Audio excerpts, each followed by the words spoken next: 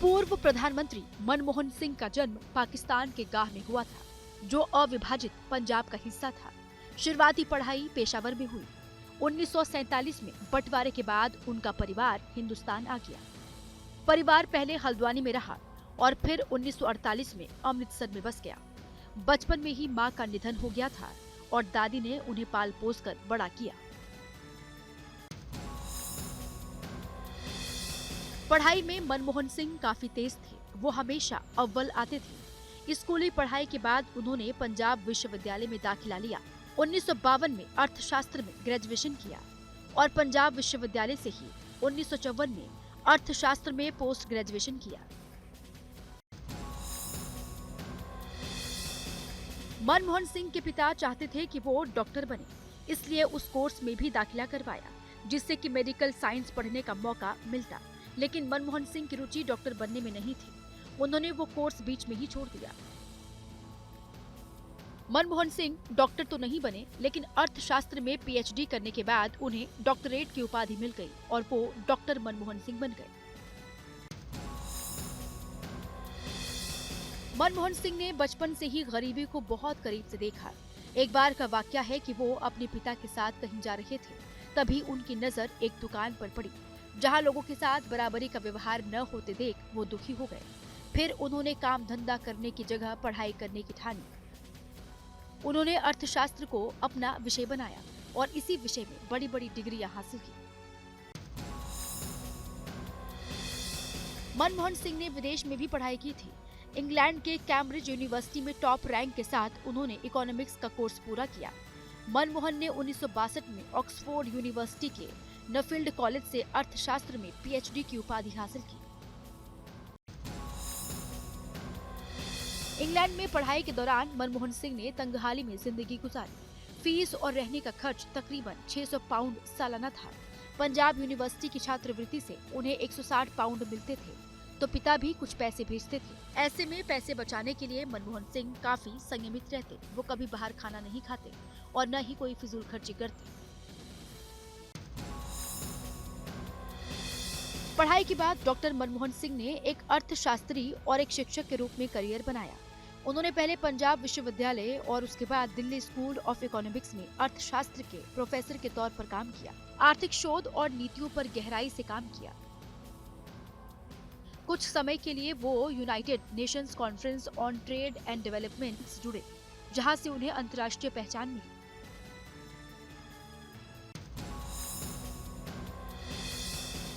1970 का दशक आते आते मनमोहन सिंह अपनी काबिलियत का लोहा मनवा चुके थे। देश की शायद ही कोई टॉप आर्थिक और वित्तीय संस्था नहीं रही जिससे डॉक्टर मनमोहन सिंह न जुड़े। 1971 में वाणिज्य मंत्रालय में आर्थिक सलाहकार के तौर पर पहली बार सरकार में एंट्री हुई। 1972 में उन्हें वित्त मंत्रालय का मुख्य आर्थिक सलाहकार बनाया गया और 1976 में वित्त मंत्रालय में सचिव नियुक्त किए गए। पूर्व प्रधानमंत्री इंदिरा गांधी भी एक अर्थशास्त्री के तौर पर मनमोहन सिंह की काबिलियत जानती थी। इसीलिए 1980 में उन्हें योजना आयोग का सदस्य नियुक्त किया गया। बैंकिंग व्यवस्था को दुरुस्त करने के लिए मनमोहन सिंह को 1982 में रिजर्व बैंक का गवर्नर भी बनाया गया। 3 साल तक मनमोहन आरबीआई गवर्नर रहे, इसलिए उस वक्त के नोट पर उनका दस्तखत रहता था।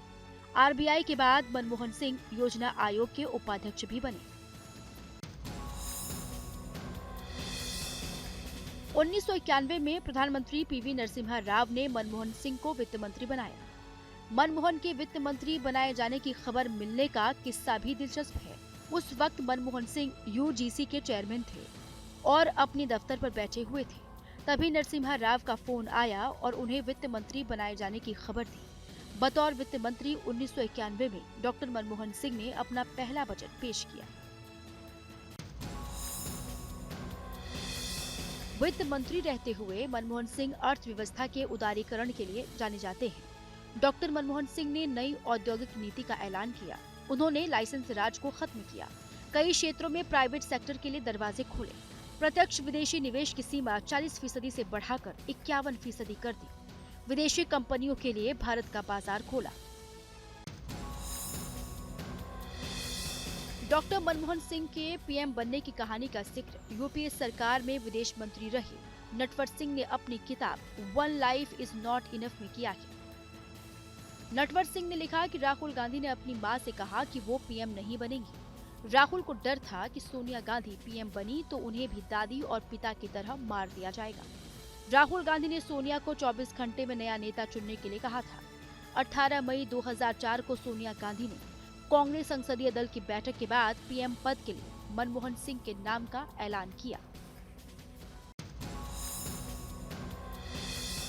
डॉक्टर मनमोहन सिंह 2004 में पहली बार पीएम बने थे। बतौर पीएम पहले कार्यकाल में डॉक्टर मनमोहन सिंह ने जून 2005 में सूचना का अधिकार, सितंबर 2005 में रोजगार गारंटी योजना, मार्च 2006 में अमेरिका से न्यूक्लियर डील किया और जनवरी 2009 में पहचान के लिए आधार कार्ड बनाने के बड़े फैसले लिए। शुरुआती जीवन में गरीबी को नजदीक से देखने वाले डॉक्टर मनमोहन सिंह ने बतौर पीएम गरीबी खत्म करने के लिए कई योजनाएं शुरू की। ग्रामीण इलाकों में रोजगार मुहैया करवाने के लिए उन्होंने महात्मा गांधी राष्ट्रीय ग्रामीण रोजगार गारंटी अधिनियम की शुरुआत की। सार्वजनिक वितरण प्रणाली के सुधार में भी डॉक्टर मनमोहन सिंह का बड़ा रोल रहा। उन्होंने बतौर पीएम मिड डे मील योजना का विस्तार भी किया। वरिष्ठ पत्रकार वीर सांघवी ने अपनी किताब A Rude Life The Memoir में लिखा है कि मनमोहन सिंह दूसरी बार पीएम बनने को तैयार नहीं थे। उन्होंने सोनिया गांधी के सामने शर्त रखी थी कि बतौर पीएम जब कार्यकाल पूरा करने का मौका मिलेगा तभी दोबारा पद संभालेंगे। राहुल गांधी ने उन्हें भरोसा दिलाया था कि उनकी प्रधानमंत्री बनने की इच्छा नहीं है।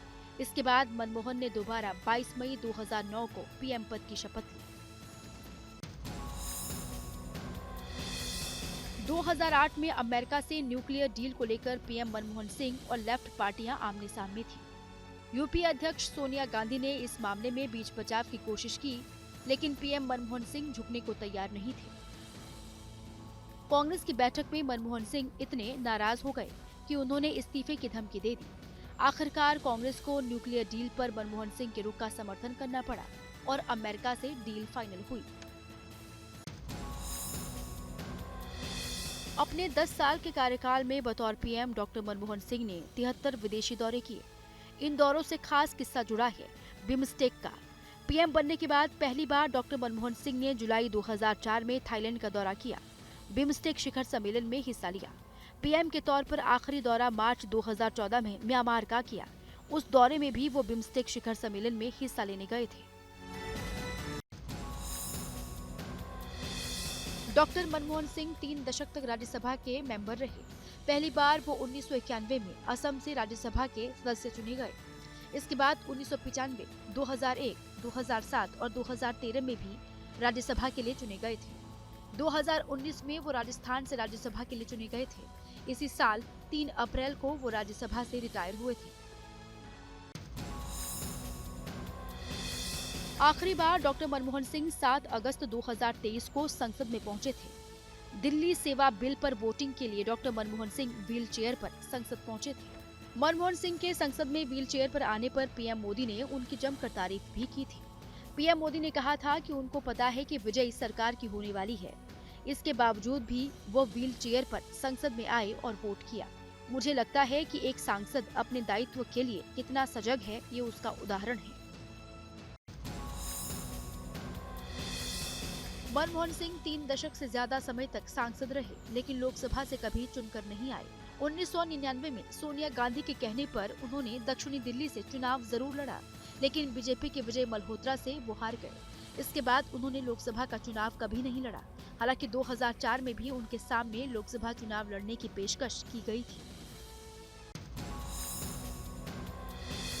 पाकिस्तान में अपने गांव गाह जाने की मनमोहन सिंह की इच्छा पूरी नहीं हो पाई। कांग्रेस नेता राजीव शुक्ला के मुताबिक मनमोहन सिंह गांव में अपना वो स्कूल देखना चाहते थे जहां से 4वीं क्लास तक पढ़ाई की थी। पीएम बनने के बाद मनमोहन ने पाकिस्तान के पूर्व राष्ट्रपति परवेज मुशर्रफ को अपने गांव के विकास की अपील की थी। इसके बाद मुशर्रफ ने मनमोहन के गांव को आदर्श गांव घोषित किया था और उनके स्कूल का नाम भी उनके ही नाम पर Manmohan Singh government boys primary school कर दिया गया था। अमेरिका के पूर्व राष्ट्रपति बराक ओबामा ने अपनी किताब अ प्रॉमिस्ड लैंड में मनमोहन सिंह की जमकर तारीफ की है। किताब में लिखा है कि मनमोहन सिंह भारत की अर्थव्यवस्था के आधुनिकीकरण के इंजीनियर रहे हैं। उन्होंने लाखों भारतीयों को गरीबी से बाहर निकाला। 2010 में मनमोहन सिंह से मुलाकात के बाद बराक ओबामा ने कहा था कि जब भारत के पीएम बोलते हैं तो पूरी दुनिया सुनती है। डॉक्टर मनमोहन सिंह को उनकी सेवाओं के लिए 1987 में पद्म विभूषण से सम्मानित किया गया था। 1995 में उन्हें भारतीय विज्ञान कांग्रेस के जवाहरलाल नेहरू जन्म शताब्दी पुरस्कार से सम्मानित किया गया। 1993 और 94 में उन्हें बतौर वित्त मंत्री एशिया मनी पुरस्कार मिला। 1993 में वित्त मंत्री के लिए यूरो मनी पुरस्कार दिया गया। डॉक्टर मनमोहन सिंह को कैम्ब्रिज विश्वविद्यालय का एडम स्मिथ पुरस्कार और कैम्ब्रिज में सेंट जॉन्स कॉलेज में विशिष्ट प्रदर्शन के लिए राइट पुरस्कार भी मिला। 1971 में ललित नारायण मिश्रा ने डॉक्टर मनमोहन सिंह को कॉमर्स मिनिस्ट्री में बतौर सलाहकार नियुक्त किया। एक बार डॉक्टर मनमोहन सिंह की ललित नारायण मिश्रा से अनबन हो गई। मनमोहन सिंह ने कहा कि वो दिल्ली स्कूल ऑफ इकोनॉमिक्स में प्रोफेसर की अपनी नौकरी पर वापस चले जाएंगे। तत्कालीन प्रधानमंत्री इंदिरा गांधी के सचिव पीएम हक्सर को इन विवाद की जानकारी मिली तो उन्होंने मनमोहन सिंह को वित्त मंत्रालय में मुख्य आर्थिक सलाहकार का पद ऑफर किया, यानी मंत्री से लड़ाई उनके लिए प्रमोशन लेकर आई। डॉक्टर मनमोहन सिंह की शुरुआती पढ़ाई उर्दू में हुई थी। उन्हें उर्दू की अच्छी जानकारी थी। जब वो पीएम बने तो अपने भाषण की स्क्रिप्ट उर्दू में ही लिखते थे। उन्हें गुरुमुखी लिपि भी पढ़नी आती थी।